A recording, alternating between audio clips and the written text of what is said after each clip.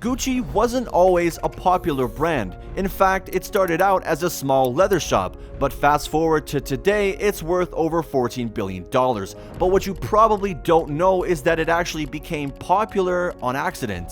It all started when Gucci left Florence for Paris in the late 80s and eventually settled in London to work as a bellhop at the luxury Savoy Hotel. While doing his duties, which included carrying and unloading guests' luggage, he learned that these guests preferred luxuries and took a liking to learning about their luxurious fashion taste and traveling conditions. 4 years later, he would go on to work at the, excuse my French, and literally, Compagnie des Wagons, a luxurious European railway company which increased his exposure to luxury traveling lifestyles. And more determined than ever to experience the luxuries of life, he went on to work at Franzi, a maker of fine leather luggage after World War I. After gathering adequate knowledge of the leather business, he returned to Florence in 1921, where he opened his first shop at Via della Vigna Nuova. I'm on fire with these languages, aren't I? Anyways, in this shop, he sold imported leather luggage and had a small workshop where his artisan crafted his own leather goods. As business kept booming, he employed 60 artisans and opened a bigger store to increase his production. But worse luck fell on his side when Mussolini's Ethiopia invasion prompted the League of Nations to impose an embargo on Italy. This would affect his business greatly as leather became a rare commodity, causing him to introduce other fabrics in making his products such as raffia, wicker, wood, linen, and jute. Shortly after, the Gucci signature was created using the rhombi motif and a new tanning technique he developed to produce chuo grasso, which eventually became his trademark and prompted the Gucci that we know today. So maybe his worst luck wasn't all that bad after all. And moving on, in 1937, the first Gucci handbag was launched. The business would soon turn into a family business, with his wife and children all working at the shop. His son Aldo Gucci took a particular interest in the business and would later become significantly involved in it. He practically became the brain of the company, having convinced his father to grow the business by opening a new shop in the city's capital, Rome, as it was a more strategic location to increase sales. So Gucci opened his store in Rome, launching his accessory lines, and during World War II, Gucci gained more recognition by producing boots for soldiers. With business booming and the brand gaining local recognition, Guccio distributed the company's shares to his three sons, Aldo, Vasco, and Rodolfo, after the war, making Gucci a family business. They would launch the first bamboo Gucci bag in 1947 and then launch its first global tagline, "Quality is remembered long after price is forgotten." Although I would beg to differ because my bank account doesn't let me forget anything. Anyways, in 1952, it launched the iconic moccasin Gucci loafers. Sadly though, on the 2nd of January 1953, Gucci kicked the bucket in Milan, leaving the business to his children to run, with Aldo, his oldest son, managing the business. At first, it was a cordial business partnership within the family. They worked together to open Gucci's first US store in New York, no less, and would open 2 more in New York City, resulting in New York City being called Gucci City.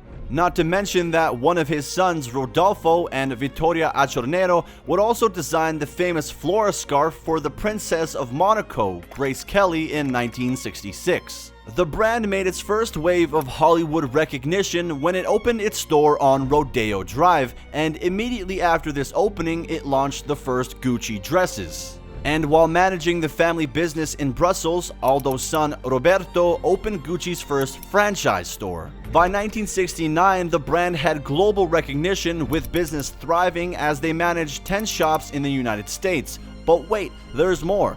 They also got recognized by the then US President John F. Kennedy, who had named Aldo Gucci the first Italian ambassador to the United States. Moreover, expanding its luxuries, Gucci launched a Rolls-Royce luggage set in 1970 and partnered with American Motor Corporation to create the Gucci AMC Hornet. The Gucci Sportabout wagon would also become the first American car to offer a unique luxury trim package. With that, the brand had expanded even more, launching its perfumes and wristwatches in 1972 and its first franchise store in the US in 1973. To add to its luxuries, Gucci opened the Gucci Galleria in its Beverly Hills store in 1977, a private art gallery reserved for premium clients with a golden key. As years and years passed, it kept adding more luxuries and controlling the major luxury industries, with business scaling even higher.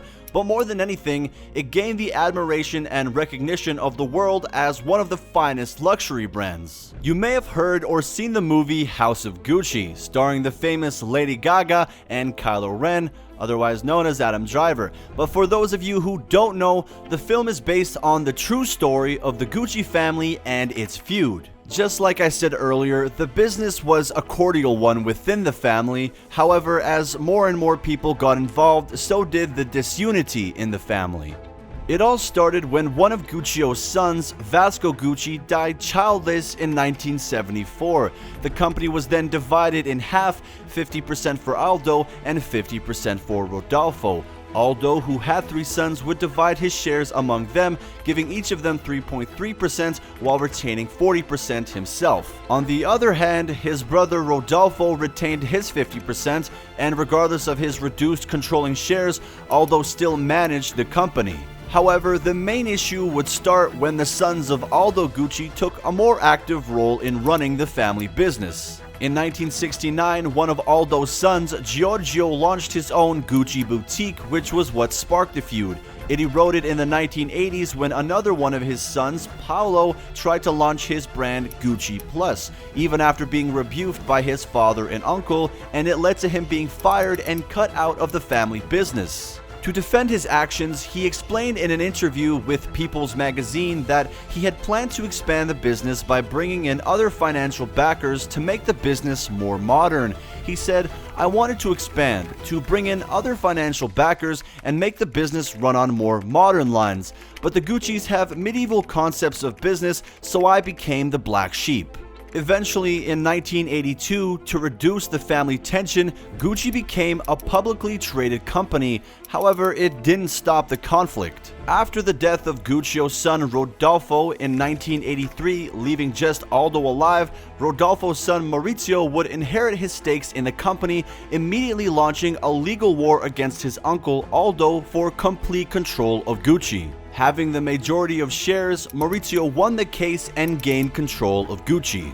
However, he would team up with his cousin Paolo, who was out for vengeance, and set out to expose Aldo, his father, for tax evasion, resulting in Aldo serving a year in federal prison and leaving the company to Maurizio and Paolo. Sounds like such a sweet family. Paolo eventually launched his own fashion line, which was an epic failure, and during Maurizio's control of Gucci, the Gucci Galleria's artworks were liquidated, and in 1988, Maurizio sold 47.8% of his shares to the now new owner of Gucci, Investcorp. And up until the early 1990s, Gucci's finances were low. Eventually, to save the company, Investcorp would buy the remaining 50% of shares from Maurizio Gucci in 1993, thus taking full ownership of the company. And that's basically how the Gucci family lost control of the Gucci empire. Maurizio Gucci was found murdered in the lobby of Gucci's office in Milan in 1995, and it would turn out that his ex-wife Patrizia Reggiani was the one who hired a hitman to murder her estranged husband. Guccio Gucci is rolling in his grave. That said, it is notable that after Investcorp purchased the controlling stake in Gucci, it restored Gucci's luxury status, growing the company to a multi-billion-dollar net worth of $18.1 billion by 2022.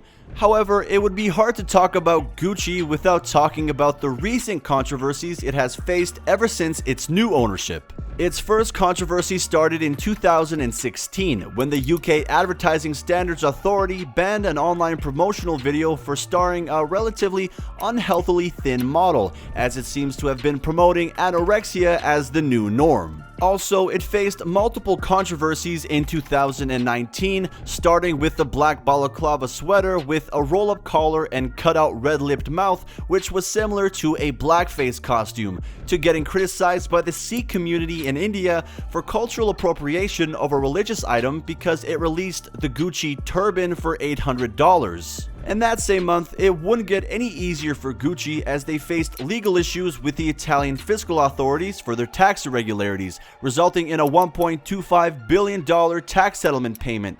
But Gucci had one more controversy left in them that year because they were called out by fans in 2019 for the inappropriate use of the imagery of mental illness. According to reports, the September 2019 runway show began with models propelling along a conveyor belt catwalk, staring bleakly ahead, wearing a high-fashion take on straitjackets, imitating mental patients. In an unplanned protest, catwalk model Aisha Tan Jones would raise her hand, revealing the words, "Mental health is not fashion." The model then took to her Instagram to post the video with a caption, "As an artist and model who has experienced my own struggles with mental health, as well as family members and loved ones who have been affected by depression, anxiety, bipolar, and schizophrenia, it's hurtful and insensitive for a major fashion house such as Gucci to use this imagery as a concept for a fleeting fashion moment. It is in bad taste for Gucci to use the imagery of straitjackets and outfits alluding to mental patients while being rolled out on a conveyor belt as if a piece of factory meat." Gucci would defend itself by saying it was taken out of context with the concept intended to depict breaking free. It said how through fashion, power is exercised over life to eliminate self-expression. Nevertheless, we can all agree that the Italian brand has done pretty well for itself. How it rose from a small leather shop to a famous luxury brand is quite impressive, and from its fashion to its wristwatches and perfumes, all the way down to its home decorations, Gucci has really made an excellent name for itself. But the Gucci family, though, not so much. But still, it seems to be on its way to controlling all luxurious industries, with its luxurious products topping the list in almost all industries. Pretty good business move though. Having said all that, are you feeling Gucci now, cowpoke?